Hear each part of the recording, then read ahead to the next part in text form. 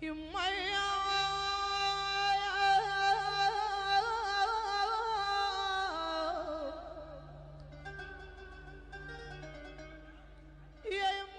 the rooms are full at the Burj Babel Hotel. Every guest is here to visit a family member inside the U.S. detention facility at Camp Bucca in southern Iraq. At 3:30 a.m., minivans arrive to drive us out into the desert. There is no electricity, and the town is dark. Oil flares light the sky. Bucca burns on the desert floor like an alien city. The drivers tell us we're the only journalist ever to make this pre-dawn trip. Since the invasion, hundreds of thousands of Iraqis have been detained by the U.S. 1.5 million Iraqis have had an immediate family member detained. Almost every Iraqi knows someone who has been through the U.S. detention system. أنا عندي 5 بالسجن. والله العظيم 5. والله وهسه أريد أواجه واحد منهم عاد. واحد صار له سنة. وذولا صار لهم شهرين.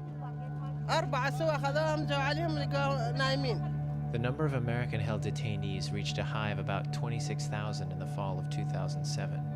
It has since dropped to about 17,000, held at Camp Bucca and another detention facility, Camp Cropper, alongside the Baghdad International Airport. These 17,000 are in limbo, being held as security detainees, a legal classification that the U.S. military says is allowed under the authority granted by the UN to operate in Iraq. يابا شكو شو مسوين ما مسوين قالوا نتس عليكم نتس يجوز واحد يكره يجوز واحد يسوي يعني هيك يعني ابرياء هيك يحطونهم بالسجن ما ندل ضربهم ما ناس رحت للمطار يوم انا بايته بالمطار دا اقص لهم قالوا لي 3 أشهر روحوا من بوكا وهسه جيت البوكا والله فلوس شو اسمه لما لي اهل العرب فلوس الكروه وجيت بيها ما عندي لان اخذوهم كلهم من ينطيني بعد. Detainees are held without charge, and it is far from clear what will happen to them when the UN mandate expires and a new status of forces agreement between the US and Iraq goes into effect. But the treatment of detainees is central to establishing the rule of law in Iraq and undoing the damage to America's standing wrought by detention policies at Guantanamo Bay and Abu Ghraib. When I saw those pictures and when I saw the media coverage, I just thought, that's it, we lost, it's over, it's done. These people will never again trust us, and they're our permanent enemies now. Jason Lemieux served 3 tours in Iraq with the 3rd Battalion 7th Marines. He is concerned about the people being held in Bucca and Cropper because his unit helped to round up hundreds who ended up there. He says the intelligence that guided his unit was often flawed. They would just get a tip from some guy, so-and-so has missiles under his chicken coop, and they'd pass this to us, and we'd, rush out and do a raid. Anybody tells us anything, we just react immediately and run out and never find anything. Never. Evidence basically for us boiled down to simply anybody who would testify against somebody else. Ron Ken, too, spent 2 tours in Iraq with the U.S. Army's 1st Cavalry Division. From 2006 to 2008, he served as a staff sergeant on a human intelligence unit in Baghdad. It was his job to identify targets for detention, including those accused of planting improvised explosive devices, or IEDs. Just people to come in and testify against whoever. They would write, on this day, I saw this person do this. That was actually a good case. Usually it was just this name, he doesn't like Americans, and he plants IEDs. End of statement.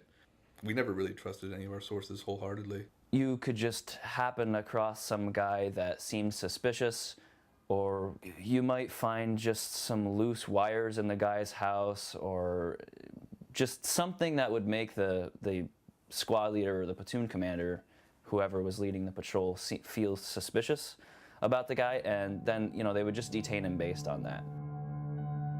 Bilal was held for over a year in U.S. detention. He was arrested on a pilgrimage to the Shiite holy city of Najaf. فمن ضمنهم واحد يعني شاف الاستئناف ماله ماكو تهمه ما عنده تهمه التهمه كل شيء ماكو قال يابا شو انا ما كاتب يدي تهمه قال له تعال المترجم خطف قتل تخويف المواطنين لا ماكو لا ادله لا صور مثلا لا سلاح لا مثلا فد شاهد عليه اي لا كل شيء أخذونا ساعة ب 12 بالليل. Abu Wassam is a 58-year-old retired taxi driver. He also spent over a year in detention, but was never charged with a crime. اعتقلوا من منطقة 500 لأن كان عندهم ضابط أمريكي مقتول بنفس الشارع مالتنا بشارع عمر بن عبد العزيز. وبعد ذلك يعني سمعنا صوت يعني طبوا على المكان مالتنا على الدائرة مالتنا. Jassim is 27 years old. He says he was working as a security guard in an office building when he was arrested. ضربونا يعني شتفوا ايدينا ما ادري شنو هذا ايوه سالونا شو عندكم هذا وقلنا لهم ما عندنا ذن الاسلحه وذن الباجات وذن الموجودات اللي عندنا الباجات يعني ما اجوا على اسماء يعني بس اخذوا الاربعه صفطونا سره اخذوا الاربعه بالمقدم على قد السياره هيك وعافوا الثلاثه لهم. If somebody doesn't like their neighbor for some reason, all he's got to do is come in and say, this guy plants IEDs. We never knew, and even our strongest cases were not that strong. Abu Wassam and Jassim didn't want their faces shown. We spoke to many more detainees who refused to appear on camera at all. But those who spoke with us said their arrests were arbitrary and the uncertainty of detention hard to live with. الفترة اللي أنت بيها كل شيء ما تعرف. شو وقت تصعد لجنة ما تعرف؟ شنو يحقق وياك باللجنة ما تعرف؟ على وجه دعوتك ما تعرف؟ شنو معاملتهم وياك بالكم ما تعرف؟ مو أنا بالأصل ما عندي تهمة. أنا ما عندي تهمة، مو بس أنا. يعني لو تشوف بوكا إحنا حوالي بحدود 23 ل 22 ألف معتقل هناك. يعني إذا تحسبهم ما بيهم 10% مذنبين والباقي كلهم أبرياء. It's not so surprising that detainees would claim innocence, when even the US military estimates that only 30% of them are real insurgents. And some soldiers say that the actual number may be even lower. There was no way to know, no way to even pick a percentage. I mean, a percentage I gave you would just be completely random because, I mean, the level that we were working at was, we had absolutely no idea who we were dealing with. The innocence, the guilt or innocence isn't what's at stake here in the security detainee operation. Captain Imperative is a military lawyer with Task Force 134, which runs the U.S. detention system. The conduct that led to your detention doesn't necessarily have to be criminal. In most cases, it doesn't necessarily have to be criminal to justify being a security threat. This is what the U.S. military in Iraq calls an imperative security threat. Someone who may not have committed a crime yet, but is imprisoned anyway because they may commit crimes in the future. So that means there's not enough evidence to mount a case against anyone here. What's being found is it's another level, it's another determination that's being made, and with a totally different authority, the authority being the UN Security Council resolution. And the evidence is whether or not they're an imperative security threat, which is a different level of evidence than the level of evidence that would require a criminal conviction. Captain Imperato says that the authority for this system comes from a letter written by the U.S. Secretary of State and attached to UN Security Council Resolution 1546, authorizing the continued presence of U.S. forces in Iraq. The letter states that U.S. security activities will include, quote, internment where this is necessary for imperative reasons of security.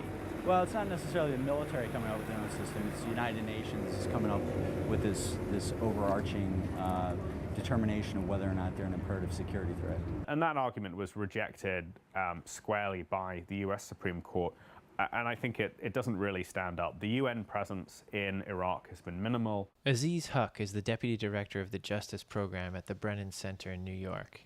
He's representing 2 Arab Americans detained in Iraq, a translator and a contractor. The way the system works now is that you don't have any of the rights that you would have in a criminal proceeding here. The right to counsel, the right to confront your accusers, the right to any exculpatory evidence the government has when you are detained as a security internee in Iraq. And he says, once swept up into the system, there is no clear way out. There's no definitions. The Geneva Conventions don't say very much on this count.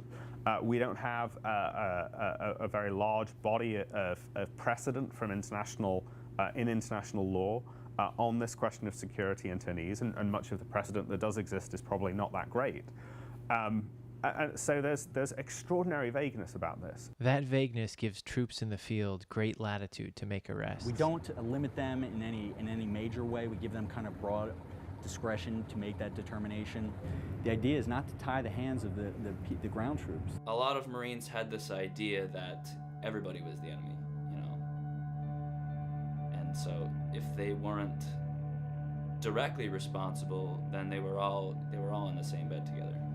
And you know, so therefore there was nothing wrong with just going ahead and arresting everybody in a whole city block. فشفنا أكثرية العالم يعني مثلا يجون على واحد بالمنطقة يجيبون وياه فد 15 واحد بالمنطقة، فهاي ثلاث أرباع العالم يعني هالشيء. عندنا واحد اسمه عبد الستير. عبد الستير. اي بعد الاحتلال ب 12 يوم اعتقلوه، بعد الاحتلال ب 12 يوم ولحد هسه موجود. نسأله شنو دعوتك ما يعرف، يقول ما أعرف شنو دعوتي. The old way of doing business, Abu Ghraib, where we just put them in, lock them up. Captain Reed of the Detainee Operations Task Force says that its efforts are now aimed at winning over hearts and minds. If we can take a detainee, marginalize them, and put them out there as a moderate missile, and they can do good things in society, that's what we're looking for. As a moderate missile? That's kind of a term we use as moderate missile. Obviously, we're in the military, so, military jargon, but, where we can take him and he goes out there and he can spread the word. A lot of these detainees, we talked about are illiterate, and illiterate rate and poverty kind of equal, they come together. Captain Reed says religious classes are also part of the process. So we can bring them in here and educate them so they go back and they're like, I don't want to do that anymore. Or, some sort of extremist came and said, hey, the Quran says we need to hurt people. Well, the way of an Islam is, in Muslim, is a way of peace. So they're able to come in and get education that they've never had, where we bring that moderate cleric in from Baghdad and teaches Islam. Some military press releases make the detention system sound like a high-end vocational boarding school. Iraq had one of the best educational systems in the Arab world, with an 86% male literacy rate in a large and skilled industrial workforce. But the U.S. military contends that a major cause of unemployment is the lack of job skills, and their new training programs are meant to address that. Some of the newest programs we just picked off is the art program, where basically they have that freedom of expression, and we've got a local art teacher that helps with that. And we have a sewing program. We're doing what they call the Cropper Camel, and detainees will be able to basically sew a camel, learn different stitching and sewing techniques, and take that camel and give it to their children at visitation. But the art classes and other new programs for detainees are little consolation to their families on the outside. عرفنا حامل صارت عندي طفلة شو تبهدلت هاي تبهدلت فراي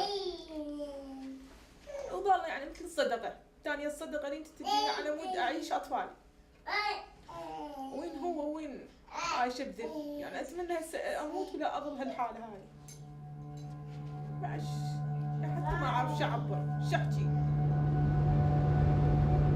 Sutter makes this trip with her 11-year-old son every month to see her husband, even though it strains her budget.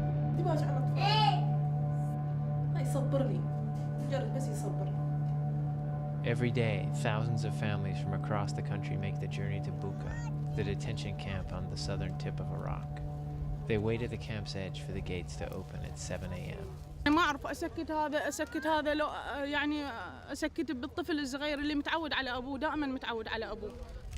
كتبت إلى والدي العزيز كيف حالك عسى أن تكون بخير إن شاء الله أبي أنا مشتاق إليك كثيرا جدا ومشتاق إلى أحضانك الدافئة أبي العزيز نحن جميعا بخير والحمد لله تعتمد على الله ثم عليه في إدارة البيت والعائلة صدقني يا بابا يوميا أبكي عليك.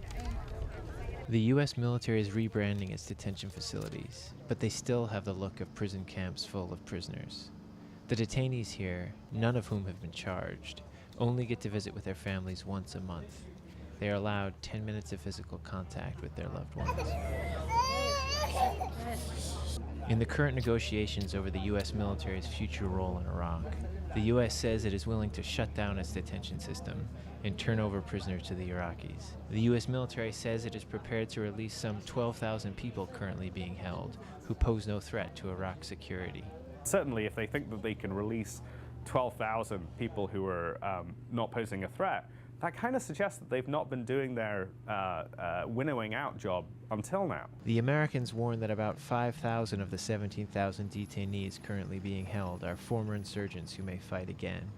The U.S. is scrambling to gather evidence to ensure that as many potentially dangerous detainees as possible can be held on warrants or charged under Iraqi law. The goal of any strategy on detention moving forward has to be minimizing the number of people who are detained and ensuring that whoever is detained is done so in a way that is legally proper and procedurally fair.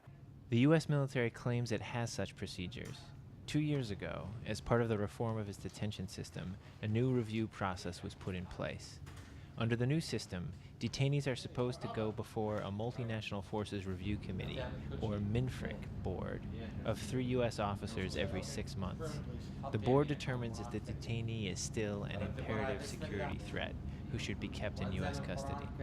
The MINFRC board is their first opportunity to speak to the board and clarify any ambiguities, talk about anything that's in the file that needs to be discussed.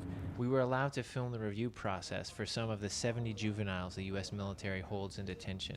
The MINFRC board bases their determination on the detainees' participation in the detention system's rehabilitation programs and on the evidence provided by the arresting unit. Your file indicates that you were involved with 5 items of misconduct: hiding a weapons cache, attacking coalition forces with an IED, attacking Iraqi forces with an IED, kidnapping Iraqi citizens, member of a major terrorist group.